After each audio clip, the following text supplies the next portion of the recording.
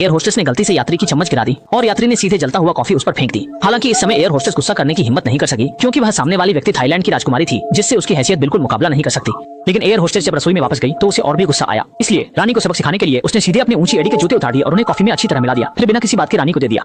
अनजाने में रानी ने फिर से मुश्किल खड़ी की, क्योंकि एयर होस्टेस की उंगली में मौजूद नीलम का छल्ला बिल्कुल उनके जैसा था और कहा कि वह इस महंगे छल्ले के लायक कैसे हो सकती है। उसके बाद रानी ने छल्ले को जमीन पर फेंक दिया और उसे पैरों के नीचे रौंद दिया। फिर उसने कहा कि वह भूखी है और एयर होस्टेस को दोपहर का खाना तैयार करने के लिए कहा। हालांकि इस समय एयर होस्टेस गुस्से से आग बबूला हो चुकी थी, लेकिन उसे फिर भी ऐसा करना पड़ा और बहुत जल्दी उसने लंच को रानी के सामने ला दिया। नहीं सोचा था कि रानी ने देखकर कहा कि वह उसका काम का खाना खाना चाहती है। इसके बाद गुस्से में भरी एयर होस्टेस ने यह जानते हुए भी कि रानी को समुद्री खाद्य से एलर्जी है, जानबूझकर काम के खाने में से समुद्री खाद्य चुनकर रानी को दे दिया। नहीं सोचा था कि जैसे ही रानी ने कुछ समुद्री भोजन खाया वह लगातार खांसने लगी।